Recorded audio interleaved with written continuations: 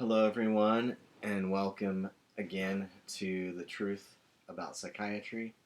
This is the 12th episode. I like to call this episode Karl Kraus and the Truth About Psychotherapy. We'll see in a moment how all of that ties into the truth about psychiatry. Just as a brief review, the videos we've done so far are um, in this series on the truth about psychiatry is 1. Cracked, 2. The Secret of Nim, 3. Anatomy of an Epidemic, 4.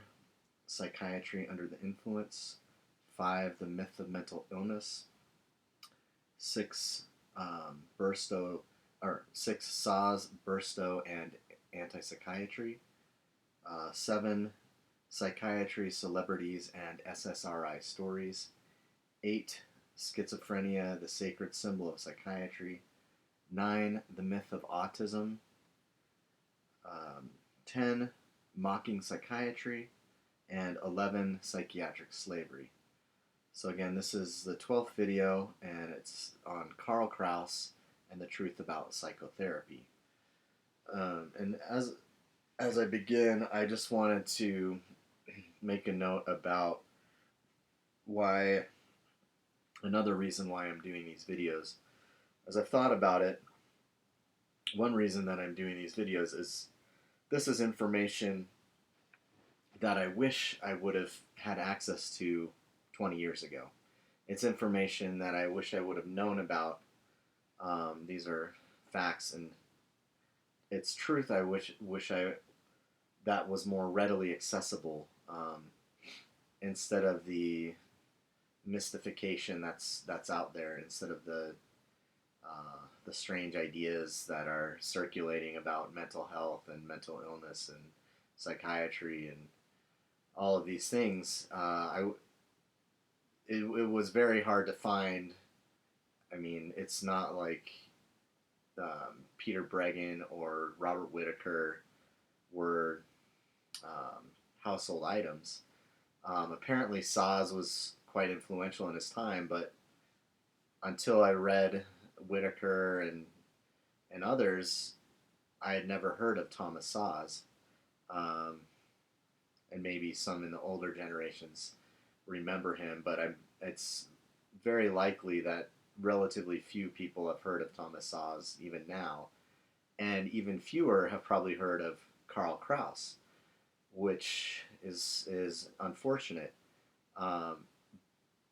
Unfortunately, most people probably know who Sigmund Freud was, or at least they've heard his name.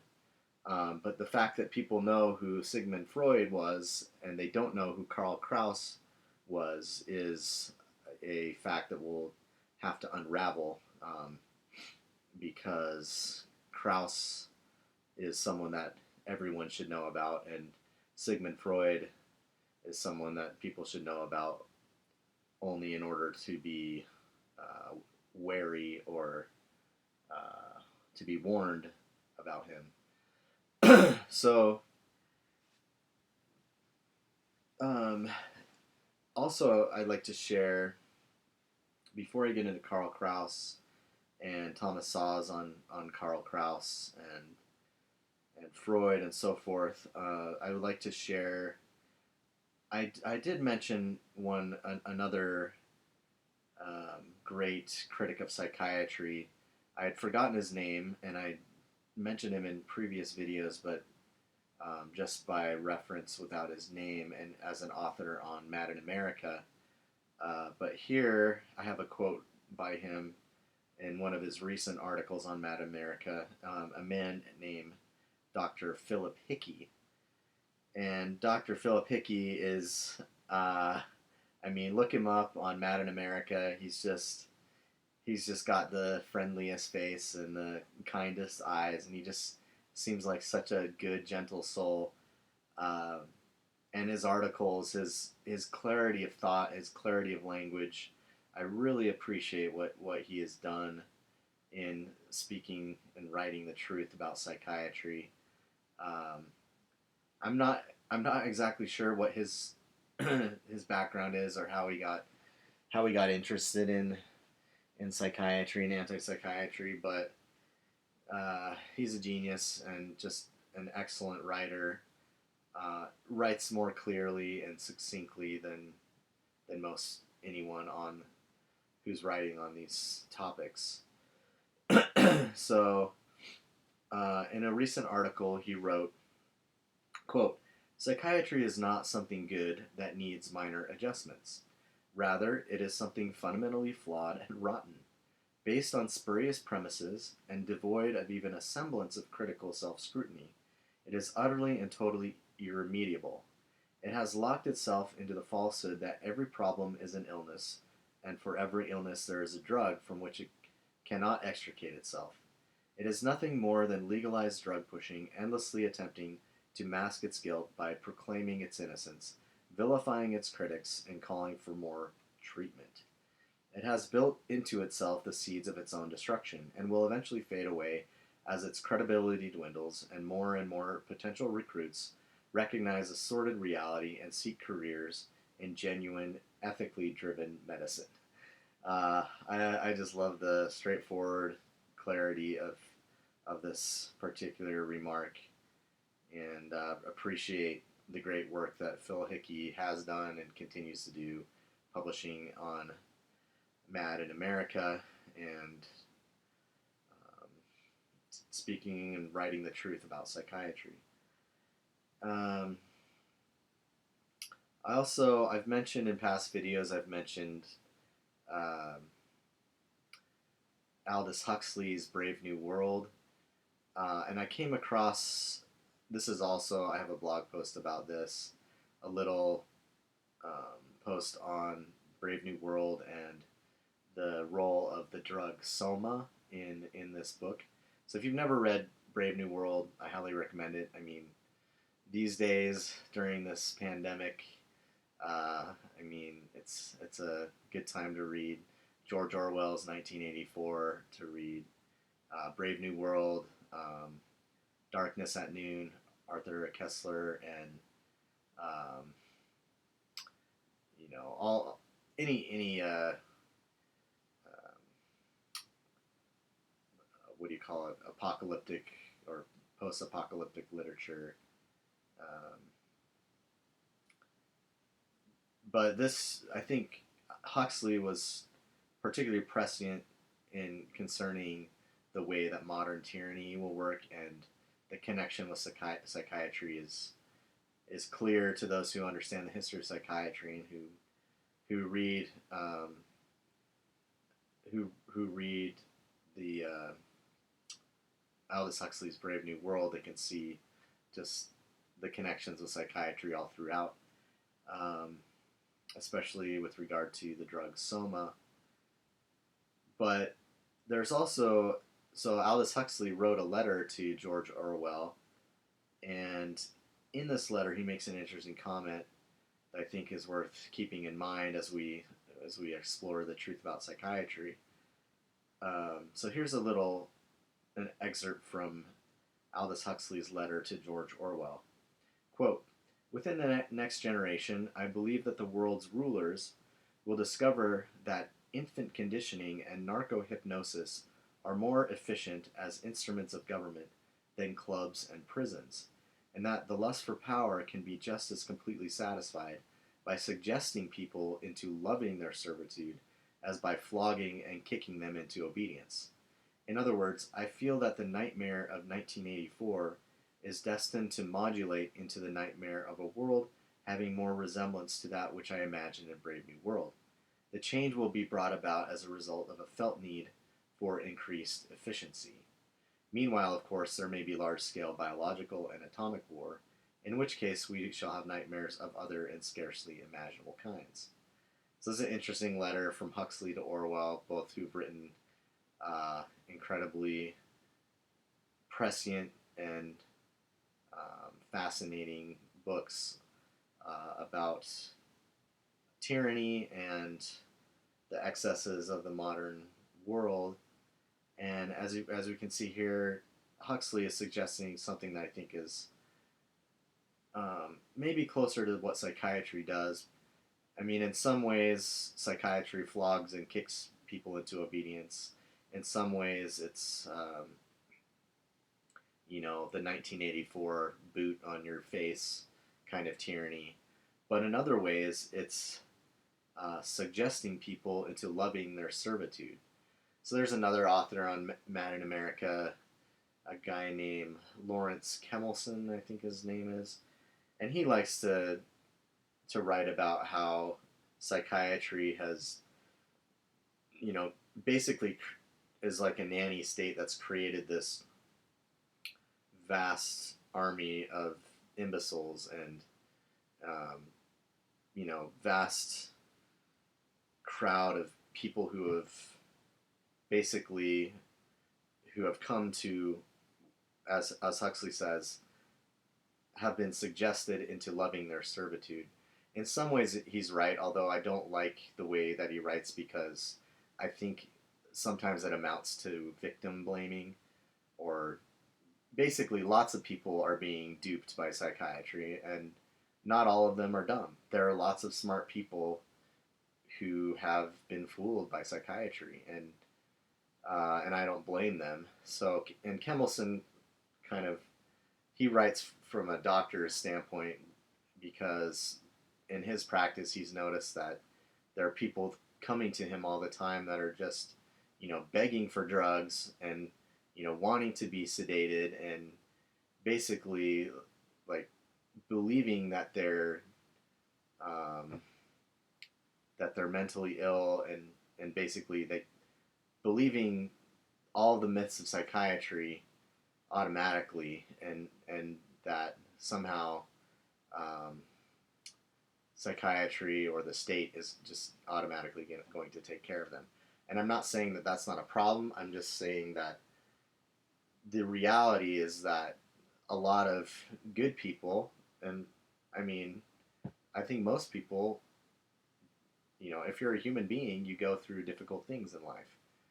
And some of those difficult things may include, mourning after the death of a loved one. It could include uh, feelings of depression after giving birth. It could include um, feelings of anxiety because of a pandemic. It could include, um, feelings of loneliness and depression from isolation. There's all sorts of problems of emotional and even a um, maybe I would, in contrast to what people call mental illness, I would say that people have mental and emotional struggles that are real, that are a real part of mortality. And it's hard. Like, life is freaking hard for a lot of us. Um, so I'm not denying the fact that life is hard. That's a truth that should be better understood. In fact, if it were better understood that life is hard and that it's meant to be hard, then I think we'd be less inclined to think of health as the be all and end all of our existence, or also to think of somehow that the state that governments have a duty to provide for our health. I mean, it's a really strange concept that somehow is now taken for granted that even to question it seems heretical that healthcare doesn't everyone have a right to healthcare? I mean, okay, let's think about this a little bit. Um, I'm getting a little sidetracked here from Huxley and George Orwell, but the main point I'm trying to make is back to Kemelson. Is he has a tendency to blame victims of psychiatry when in reality, I mean, it could happen to the best and the brightest that people could be sucked into the web of psychiatry because no one is exempt from um, having, going through personal, emotional, mental difficulties. or even spiritual or physical difficulties that, and people are in search of remedies. But sometimes one of the best remedies is realizing that, you know, life, um, and it's hardest when you're in the middle of a difficult trial, that life wasn't meant to be just a cakewalk.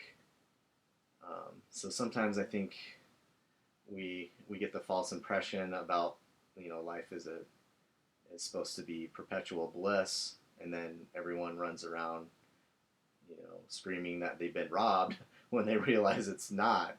Um, so there's all sorts of things we could discuss in this area, but the gist of the matter is what psychiatry does is exactly what Huxley was telling Orwell. It persuades, or it suggests people into loving their servitude. So, in the Orwellian boot on the face, most people are going to resist that. I also shared something on my Facebook page today. Now I'm really getting off on a tangent. We'll get to Karl Kraus and all of this in a minute, but I shared something on my Facebook page today about Malcolm Muggeridge, and he shared a thought about frogs being placed in tepid water, and then gradually the temperature being raised until they're boiled alive. I've never tried this experiment. I maybe wouldn't suggest it to you. I'm guessing that frogs would jump out, but if not, it seems like a good metaphor for what psychiatry does, and also the world that we live in today, that we're like frogs who have been placed in this tepid water, and as governments or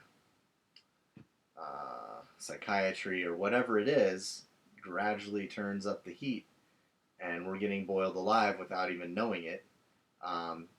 We're much more likely to resist a boot on the face than we are a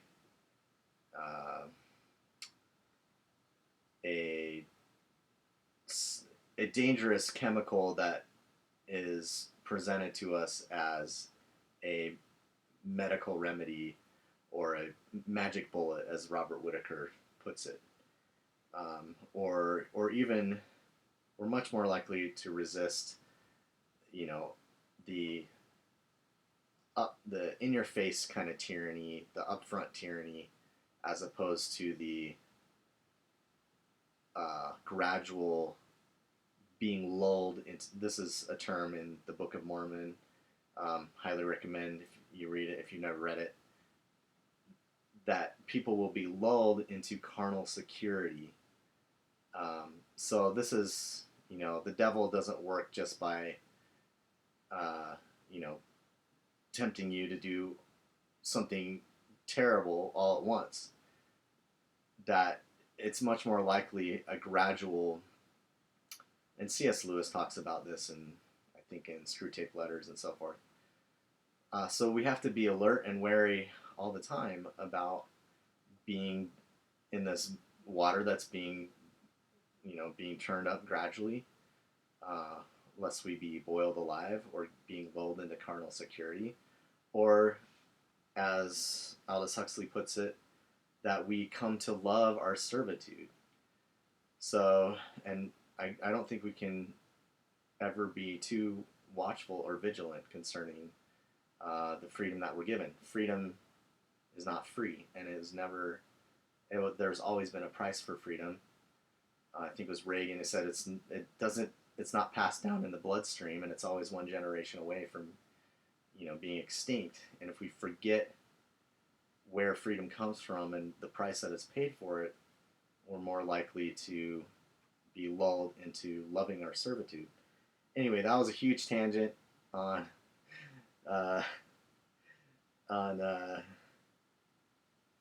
Brave New World and Huxley's Letter to Orwell. So now we can get into Karl Kraus and Thomas Szasz on Karl Kraus. So who is Karl Kraus? Has anyone heard of Karl Kraus? I had never heard of this guy. Just like I had never heard of Thomas Szasz, and I wish I would have. No one's heard of Karl Kraus. Maybe someone has. Thomas Szasz has a couple of books. Anti-Freud, Karl Kraus's Criticism of Psychoanalysis and Psychiatry. We'll also discuss a little bit this book today. Thomas Szasz, The Myth of Psychotherapy, obviously building off of the myth of mental illness. Maybe a couple more books to reference. The Ethics of Psychoanalysis, The Theory and Method of Autonomous Psychotherapy by Thomas Szasz. This is actually one of my least favorite books by Thomas Szasz, so we're not going to talk about it too much. But it's just to show that it's one of his early books, I think, before he matured a little more intellectually and came to understand the truth about psychiatry a little better. So, but he was writing and thinking about psychoanalysis, psychotherapy. I had a good question from on my, let's see if I can find it, on my YouTube video. One of the listeners or people who's watching the videos asked a question about Thomas Szasz and his life. Did he practice psychotherapy? What were his thoughts on Freud and so forth? It's an excellent question, and I reference this book, Szasz Under Fire. The psychiatric abolitionist faces his critics, because it begins with an autobiographical sketch that I think would be valuable for anyone to read to learn about the life of Thomas Szasz. So, yeah, in answer to that question, I recall that Szasz did study, did practice psychotherapy. He even, I think he was early in his career, he was even more open to Freud and psychotherapy, and saw patients and all of that.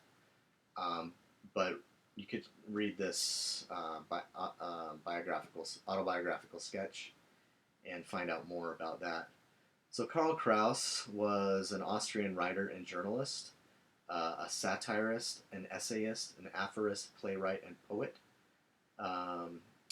This is from the Wikipedia page. He directed his satire at the press, German culture, and German and Austrian politics, and he should have added at psychiatry and psychoanalysis, as Thomas Szasz points out. He was nominated for the Nobel Prize in Literature 3 times. So, smart dude. Born in April 28th, 1874, died June 12th, 1936. And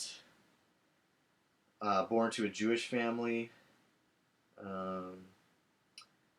He was a law student at the University of Vienna. He unsuccessfully tried to perform as an actor in a small theater, and then he changed his field of studies to philosophy and German literature. And then a little bit about his career. He wrote prolifically, and he started a journal. Let's see if I can pronounce the German, Die Fackel, the Torch. So this that always struck me as a great name for a journal. If I ever start a journal, I might like to call it something like that, the Torch. I really like that.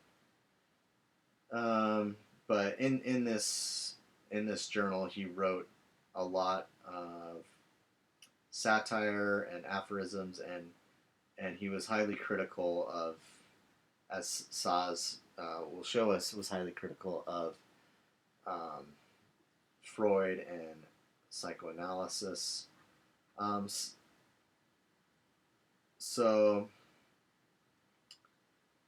yeah, Kraus was the subject of 2 books by Thomas Szasz. One of them is Karl Kraus and the Soul Doctors. So that's one I haven't read yet, but I would love to read it. I'm probably going to order it as soon as I'm done making this video. Um, but the other one that we're going to talk about today is Anti-Freud, Karl Kraus's criticism of psychoanalysis and psychiatry. So that's a little introduction to who was Karl Kraus. And Thomas Szasz loved this guy and even translated some of his works. So I guess Szasz was a pretty smart guy. I guess he was he's from Hungary, right? But apparently he knew German well enough to translate these books of or these writings of Karl Kraus. So let's delve into Thomas Szasz Anti-Freud, and I'm just gonna read a little bit from my blog here and pause to comment when necessary. Sigmund Freud was a fraud. He was a charlatan of the highest order. Yet his pernicious ideas have not only survived, but thrived. In his book, Anti-Freud, Karl Kraus's criticism of psychoanalysis and psychiatry, Thomas Szasz reveals the truth about Freud through a careful study of one of Freud's earliest and most insightful critics, Karl Kraus. A modern critic of psychiatry recently attempted to defend Freud and psychoanalysis by claiming that Freud was, quote, the first anti-psychiatrist. Nothing could be further from the truth. In fact, the exact opposite is true. The honor that is due to the first anti-psychiatrist more rightly belongs to Freud's contemporary and one of his fiercest critics, Karl Kraus. So in the Wikipedia page, there's an author who claims that Szasz was that Kraus actually respected Freud, and that Szasz was a little too black and white in his thinking. But I think even Szasz, in some of his books, he has written respectfully of certain aspects of Freud's thought. So I wouldn't put it past Kraus either to pick out what was good, if anything, in Freud's thought. But that is something to explore further. In the meantime, based on what I've read of Kraus's actual writings and what I've read of Szasz's actual writings, whatever respect they had for Freud is certainly overwhelmed by their fierce critique of Freud's chicanery, or I learned a new word the other day, skullduggery. I don't know if that's how you pronounce it, but I think that's what is another word for like fraudulence. And so yeah, I think that's both Szasz and Kraus were critical of Freud's skullduggery. So Szasz appreciates Kraus not only for his bold opposition to psychiatry and psychoanalysis, but also because Kraus was a proponent of individual liberty and responsibility. Unlike Freud, he was, in Szasz's estimation, a man of integrity. So Kraus was a man of integrity. Szasz was a man of integrity. Kraus was a noble rhetorician, that is, a master artist and poet who worked in the medium of language to persuade his audience toward that which is good and away from that which is evil. With characteristic aplomb, Szasz explains why Freud has become so popular and why Kraus has been mostly forgotten. Szasz's description of this phenomenon also applies to Szasz himself. Szasz's reputation has often been tarnished by calumny or neglect. Quote, although Karl Kraus was one of the first, most perceptive, and in his day most famous critics of psychoanalysis and psychiatry, the name of this 20th century Viennese literary intellectual giant had, until recent years, been virtually unknown in the English-speaking world. My book on Kraus, first published in 1976, was intended to remedy the situation and accord this remarkable person his rightful place in the history of misbehavioral science. I like that. Misbehavioral science instead of behavioral science. Very good. A place whose memory psychoanalysts have been eager to erase. Indeed, Kraus's critique of the then freshly burgeoning mental health professions was so undeniably right that psychiatric and psychoanalytic loyalists have chosen, during the better part of this century, either to ignore his views altogether or to dismiss them with a few cursory remarks. And this, we can see, is exactly what happens today with anti-psychiatry and any critique of psychiatry, that it's either ignored, dismissed, ridiculed, or some attempt is made to connect it to Scientology. All of these ways, and Phil Hickey writes about this a lot, is they're all ways of evading the questions and vilifying the critics of psychiatry. So this was happening even at the foundations of modern psychiatry. Szasz's thorough study of Kraus, as well as his careful translations of his work, is indispensable for understanding Freud's fraudulence and the corresponding myths of mental illness and psychotherapy. Like Kraus, Szasz exposes the truth about psychiatry with precision, accuracy, and good humor. The evidence that he compiles to debunk the myths inherent in course of psychiatry is copious and clear, and Freud is unquestionably one of the major figures at the rotten core of psychiatry. Quote, ironically, Freud, the celebrated freethinker and mental liberator, was one of the most successful modern practitioners of this technique, thought control. Nevertheless, Freud's scholars, in reality Freudian apologists, continue to try and fail to reconcile Freud's publicly proclaimed psychoanalytic principles with his behavior and private utterances, the latter being so inconsistent with the former as to make Freud one of the world's truly great hypocrites. So, I have a few, and I've read some of Freud, and I intend to delve deeper into Freudian thought. But here's a couple of Freud's works: The Future of an Illusion, Civilization and Its Discontents, On Dreams. So, he's obviously written a lot more, but those are a few of Freud's works. Szasz's scathing criticism of Freud extends to Freud's invention, namely psychoanalysis. Contrary to popularly accepted opinion, Freud did not discover a new scientific treatment. He created fake therapy, fake case histories, fables of patients without diseases, fake etiologies, and in short, a pseudoscience. Quote, with the pseudomedical edifice of psychoanalysis thus completed, the quack cure was elevated, by a combination of promotional conceit and popular gullibility, to the status of a full-fledged medical scientific treatment.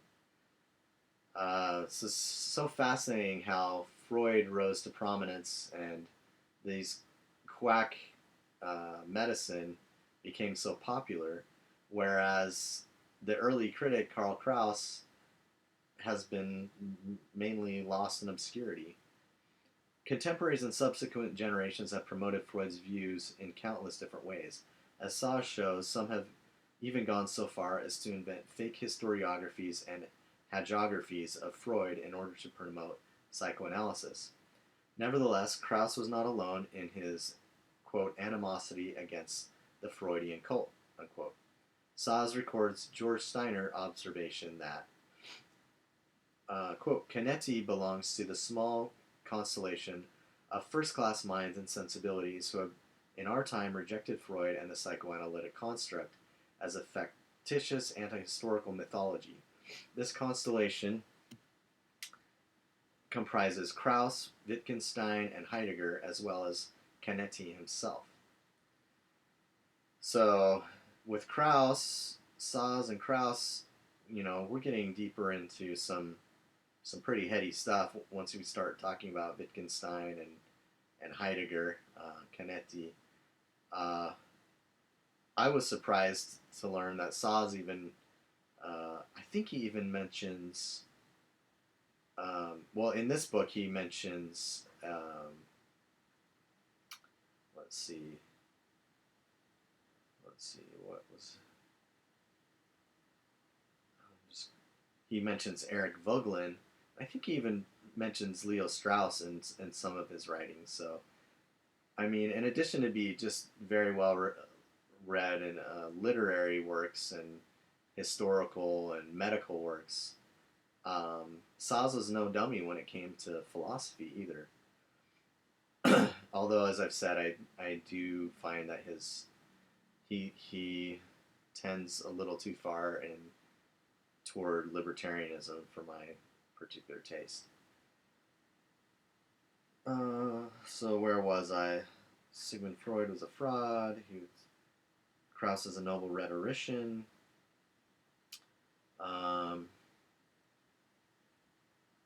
Okay, here we go. I was talking about Canetti and Heidegger, Wittgenstein. Szasz identifies Kraus as a noble rhetorician, for which Szasz is which for Szasz is greater than a satirist, a poet, or a polemicist. He also explains why Kraus's work has been unjustly neglected. Quote, I believe, and I shall try to support my belief with evidence, that he is so little known today because he was on the wrong side of the great ideological battle of his time. I further believe that he remains untranslated, not so much because his German is so difficult, though it surely is, as because his writings run against the grain of our contemporary intellectual mores, even more than they did against his. From Sasz's perspectives, and I believe that he is correct, Kraus's work plays an essential role in the history of psychiatry and psychoanalysis.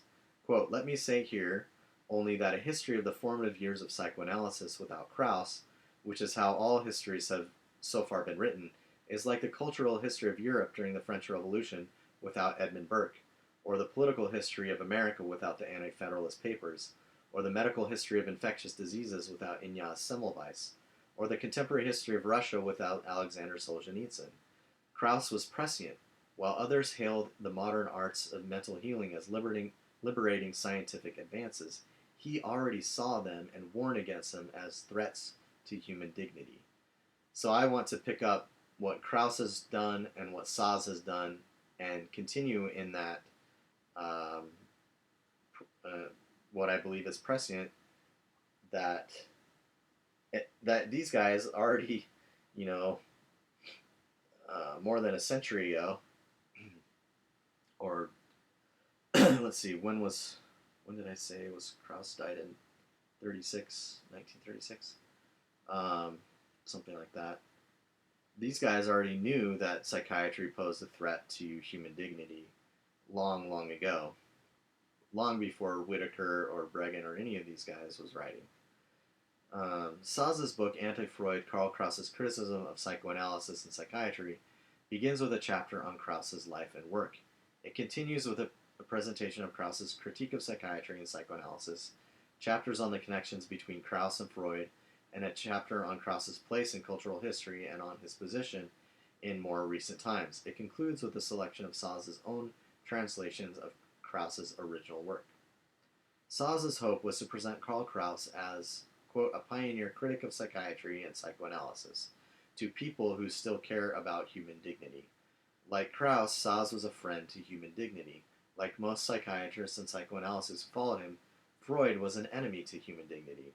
Quote, not everyone so disposed can or wants to take the trouble to defend his fortress against those who lay siege to it, but everyone can, if he wants to, at least distinguish between the friends of human dignity and its enemies.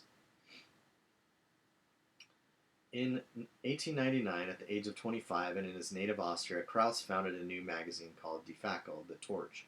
One of Kraus's main targets for his satire was the press, and the press retaliated by ignoring his work, which Kraus called Totschweigetaktik, the silent treatment. This same tactic has been used against Thomas Szasz himself. Although he is a prolific author who has published 35 books and even more scholarly papers, in most circles Szasz has been given the silent treatment. To remedy this problem, and in the continuing battle against coercive psychiatry, I offer a selection of quotes from Szasz's excellent book, Anti-Freud, Karl Kraus's Criticism of Psychoanalysis and Psychiatry. My hope is that the works of both Szasz and Kraus will no longer remain obscured because of Touch-Wicked tactic or the silent treatment. So I've already read a few quotes from the book, but I'm going to continue and share. I have this all listed on my blog. I'll post a link to it so you can look it up afterward if you like.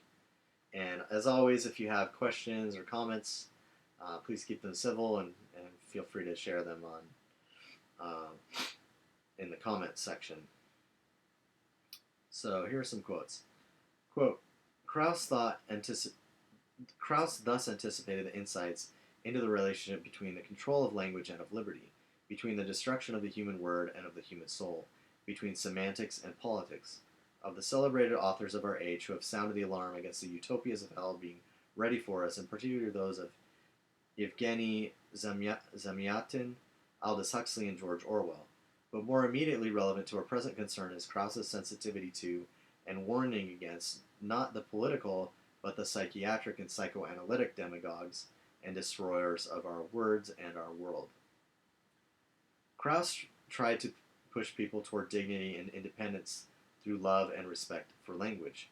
Freud tried to pull them toward discipleship and conformity through love of and respect for his own legends.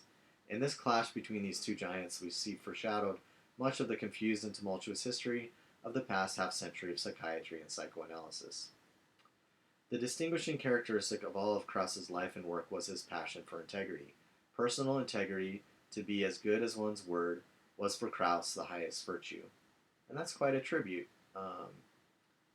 And I think he's right about that. I'm not an expert in Kraus's writing, but it seems, even from what is written about him in his Wikipedia page, that he valued integrity very highly, and I think Szasz was the same way.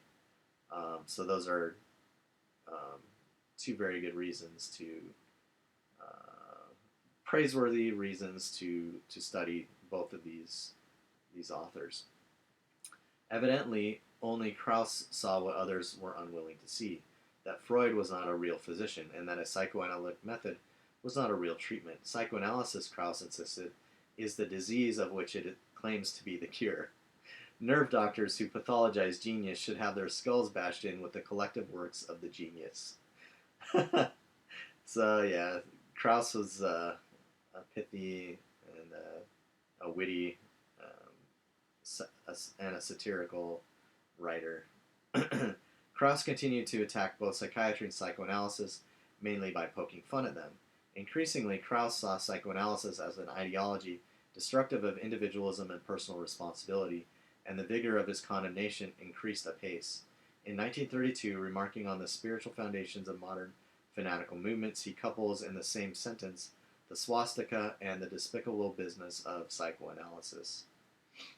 The medical language to which Rank here refers is, of course, not only sterile, but destructive and dehumanizing. This is why I call psychoanalysis base rhetoric, and its inventor and principal franchiser, Freud, a base rhetorician. So I don't know who would think that Kraus was somehow praising Freud when clearly he thought of Freud as a base rhetorician. And Szasz thought of Kraus as a noble rhetorician. The doctrines of psychoanalysis and psychiatry are nothing but metaphorical conquests over earlier doctrines concerning human nature and social control, mainly of Judaism and Christianity. Oh, this is good. Freud's basic aims were to annex morals to medicine, to create a crypto-religious ideology, and to be its leader. Kraus's basic aims were to demonstrate the moral and political consequences of debauching language in the service of special interests, whether political or psychiatric, legal or journalistic, and to purify language and thus help individuals to protect themselves from the obfuscators and the obfuscations of language. Kraus reemphasizes and raises to new heights the Socratic principle that true knowledge lies in fearless questioning and clear speaking, and that such conduct is par excellence a moral enterprise, whereas Freud stands at the very opposite pole. he's not genuine. His is not genuine questioning in the sense of trying to open his interlocutor's eyes and mind, but is only a preliminary step leading to his answering all questions, filling his own well as his interlocutor's mind with his interpretation, and silencing the inquiry. For Kraus and Wittgenstein, the right question suffices to destroy falsehood. For Freud, falsehood generated by a repression must be replaced with truth gained through psychoanalytic insight. What I mean when I say that Freud was a demoralizer and that he insisted that we view a wide variety of human behaviors and finally all human actions not as a consequences of moral decisions, but as a symptoms of medical diseases, that in other words, man is not a free moral agent, but a foolish medical patient. So at the fundamental level, I think this is an important point. And if Kraus and Szasz are right about Freud, that what his,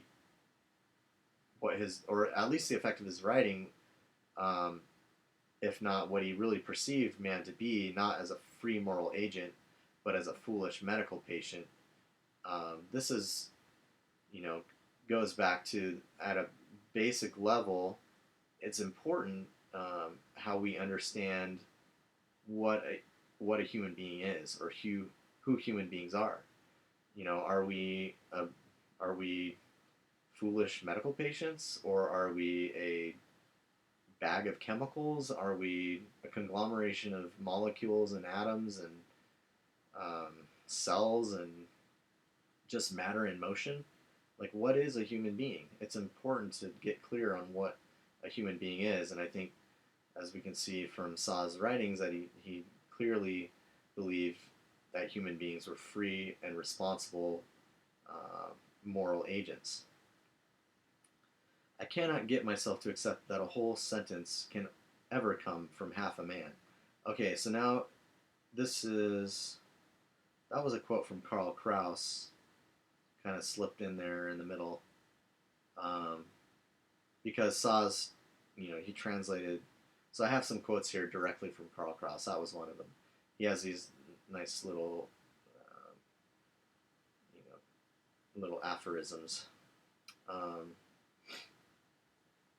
Okay, and then back to Szasz. Herein lies Kraus's genius, which in its way surpasses Freud's and Wittgenstein's.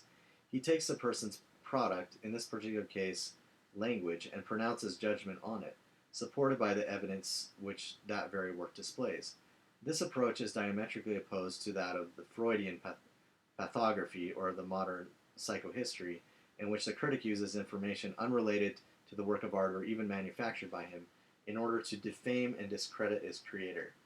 So this reminds me of psychiatry. In psychiatry, there's kind of an obsession with retroactively diagnosing great men. You see articles and stories about psychiatrists trying to diagnose Churchill or Napoleon or other leaders and artists and musicians, poets, authors, and so forth. And I guess it takes me back to what Karl Kraus said about the psychiatrists who do this, is they should have their skulls bashed in. And I don't advocate violence, by the way. I wouldn't. I just think it's funny how Kraus puts it. They should have their skulls bashed in with the collective works of the genius that they're attempting to diagnose. Friedel saw with frightening clarity that psychoanalysis had nothing to do with medicine or healing, but had everything to do with religion and morals and with base rhetoric.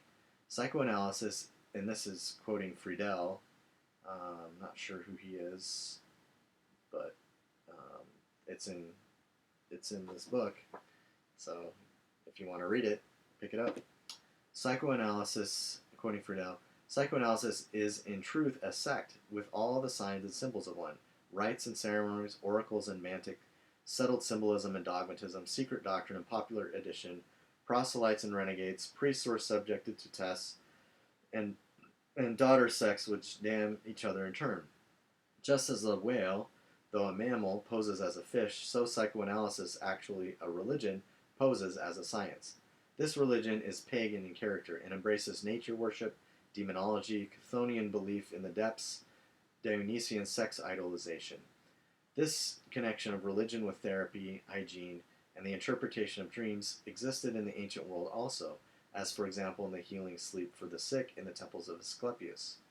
And we have here a seer and a singer working for the powers of darkness in most enticing tones, and Orpheus from the underworld. It is a new worldwide revolt against the gospel. Well, that's quite a powerful critique of psychoanalysis, and I think Friedel, this is Szasz quoting Friedel, the frightening clarity that psychoanalysis has nothing to do with medicine or healing, but everything to do with religion and morals and with base rhetoric. So this is where I think it becomes more and more clear what I've talked about in earlier videos regarding psychiatry as imitative or as a counterfeit of true religion or as a counterfeit of real science or real medicine. Hence we call it a pseudoscience or a pseudo-religion. Okay, here's Eric Voegelin.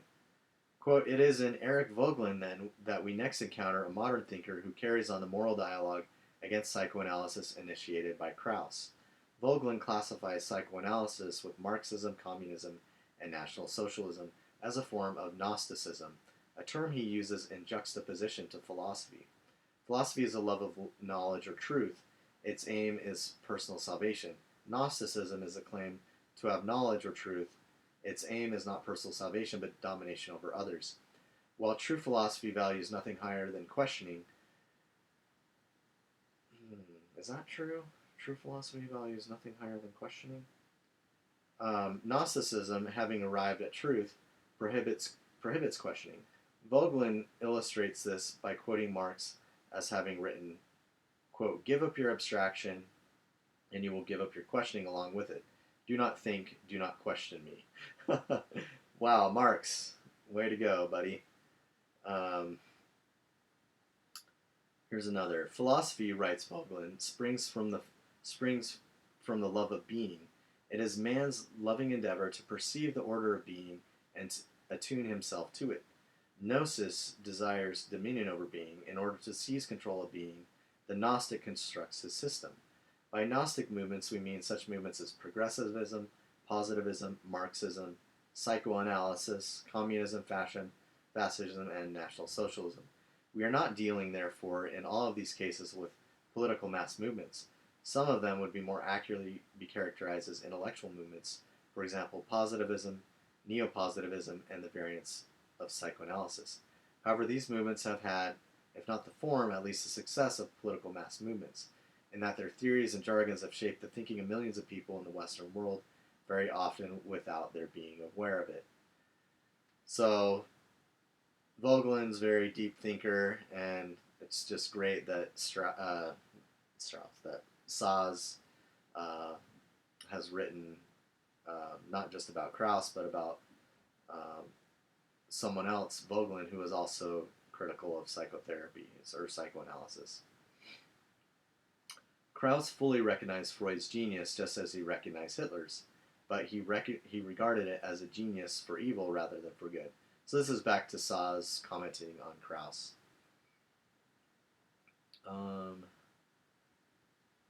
Let's see, I don't want to read the whole book to you, but there's just so many great quotes in here that I've pulled out.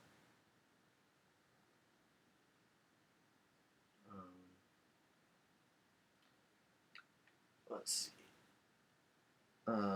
Ours, after all, is the age of the masked man and of liberalism. Its hero is the lover of mankind, who supports the freedom and dignity of all nations, religions, and professions, and opposes only the freedom and dignity of individuals, and who, by conducting himself accordingly, is hated by everyone who actually knows him and is loved by mankind. Karl Kraus lived almost as if he had consciously tried to fashion his life into the exact opposite mold, and he very nearly succeeded in making everyone who really knew him love him, and in making all groups and their loyal defenders hate him. Herein, perhaps, lies his ultimate and most enduring significance. Before Freud, okay, here's a couple of quotes directly from Karl Kraus. Before Freud, doctors cautioned that the cure may be worse than the disease. Now they ought to caution that there is a cure which is a disease, namely psychoanalysis. Psychoanalysis is the occupation of lewd and lascivious rationalists who attribute everything in the world except what they themselves do to repress sexuality. So, Kraus is just, I think, spot on about that. God made man out of dust. The analyst reduces him to it. Psychoanalysis is a passion, not a science. It lacks the steady hand of the investigator. Indeed, it is precisely this lack which characterizes the psychoanalyst. He loves and hates his subject, envies his freedom and power, and busies himself with reducing his patient's strengths to the level of his own weaknesses. He claims that the artist sublimates a defect because he feels defective. Psychoanalysis is, in fact, an act of revenge through which the analyst's inferiority is transformed into superiority. The patient tends naturally to subordinate himself to the physician. This is why today every idiot wants to treat every genius. But no matter how hard the physician tries to explain genius, all he can come up with is his own lack of it. Genius requires no explanation. Moreover, efforts to explain genius are usually only defenses of mediocrity against it. Hence, there is only one justification for the existence of psychoanalysis. It is useful for unmasking psychoanalysis. That's just a great quote. Here's a good one. My unconscious knows more about the consciousness of the psychologist than his consciousness knows about my unconscious. That's one to chew on for a minute. Psychologists, unmaskers of the insignificant, swindlers of the significant. Let's see. There's a lot more here from Karl Kraus, basically ripping on psychoanalysis and psychiatry.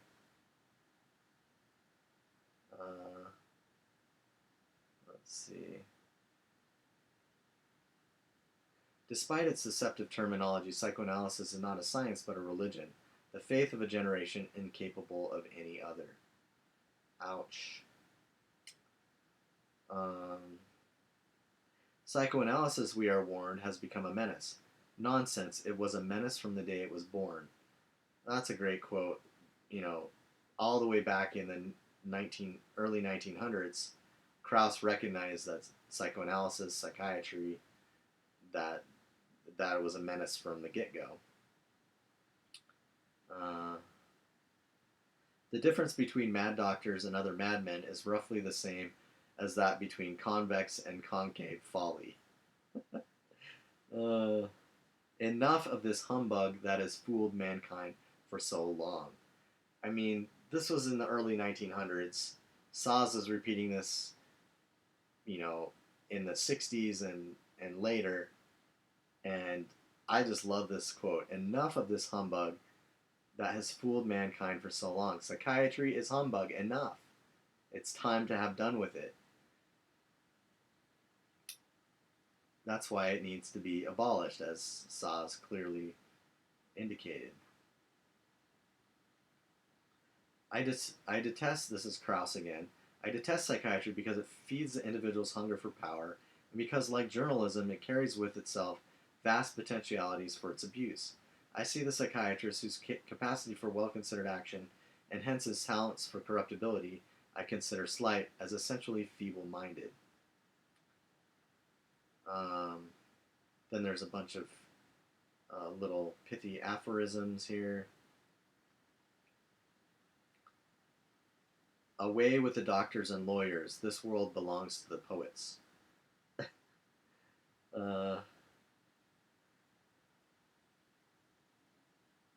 Doctors have no imagination in describing diseases. Perhaps that's why their accounts of real illnesses fit imaginary illnesses so well.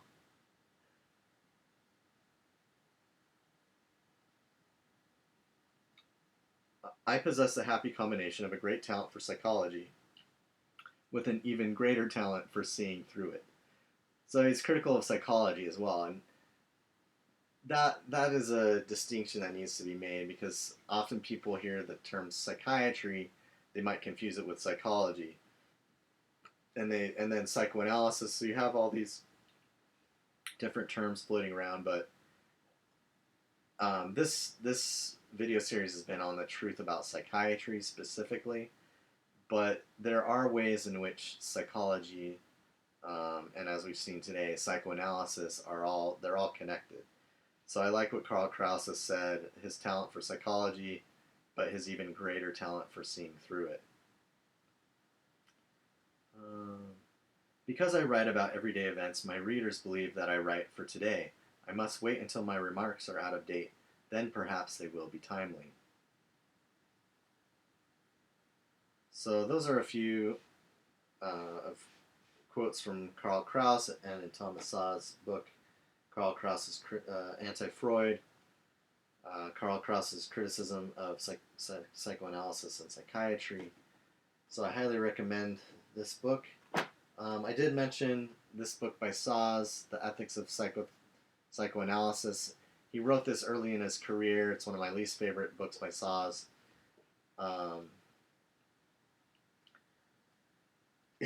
Yeah, I wrote in the margin, this book bugs me compared to your other books, Szasz. So it was still early on in his career, and I think he was still figuring some things out. But I just wanted to show you it because he was thinking about the ethics of psychoanalysis.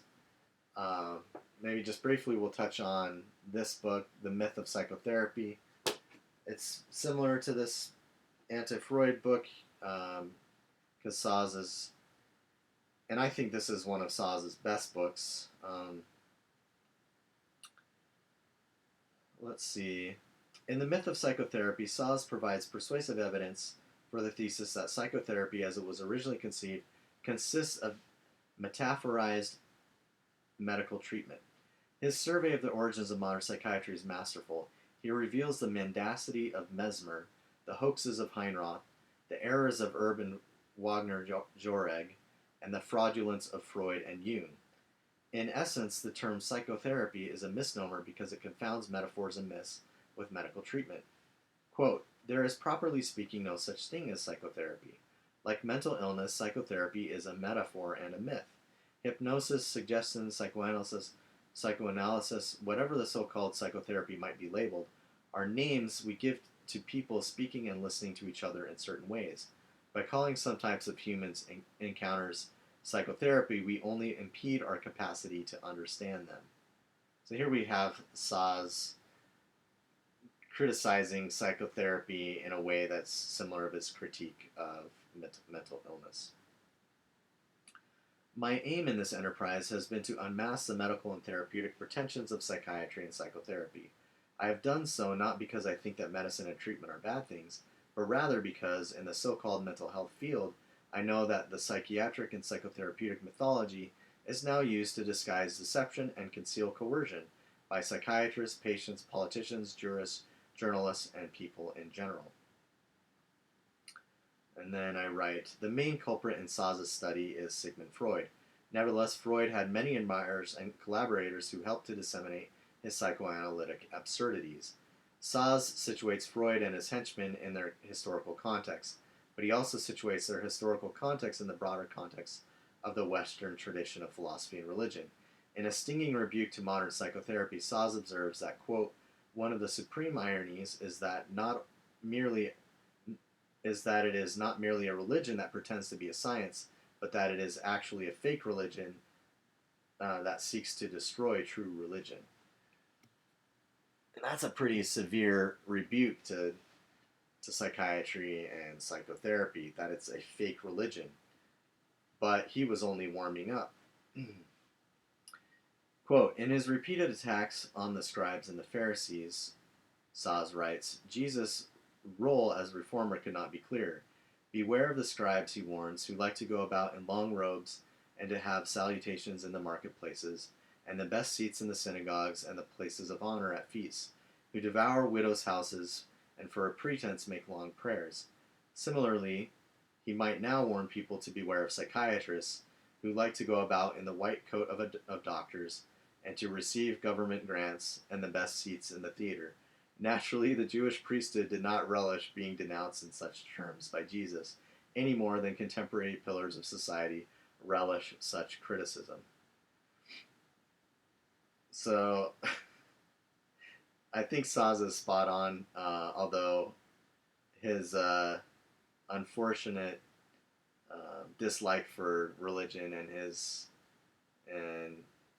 atheism, I think, is counts against him when he's trying to write about Christ or Catholicism or religion in general.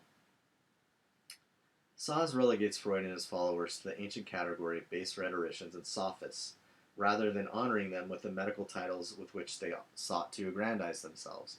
He demonstrates that one of Freud's primary motivations was to inflict vengeance on Christianity for its traditional anti-Semitism. Szasz is unrelenting in his criticism of Freud, and his mastery of the primary sources is evident. He doesn't let Jung off the hook either, even though he admits that this latter charlatan was more honest in his appraisal of psychiatry. Whereas Freud attempted to legitimize his fantastical theories in the name of science, Jung recognized that psychoanalysis and psychotherapy could more properly be categorized as a kind of religion. The implications of this ersatz religion are, as Szasz notes, of truly Orwellian proportions. After a thorough excoriation of the founding fathers of psychiatry, Szasz provides a more accurate definition of psychotherapists and their trade. Quote, "What then are psychotherapists, and what do they sell or impose on their clients? Insofar as they use force, psychotherapists are judges and jailers, inquisitors and torturers. Insofar as they eschew it, they are secular priests and pseudo-medical rhetoricians. Their services consist of coercions and constraints imposed on individuals on behalf of other persons or social groups, or they consist of contracts and conversations entered into by individuals on their own behalf." I think the second part of the sentence, the contracts and conversations, is one that Szasz actually participated in and to a certain extent supported, because he believed in a so-called consensual psychiatry, which I is another area in which I disagree with Szasz, because I think that Kraus is more correct to say that psychiatry was rotten from the get-go, including psychoanalysis and everything that goes along with it. Now, this is not to say that people can't benefit from counseling, or they can't benefit from talking to friends or talking to a trusted, social,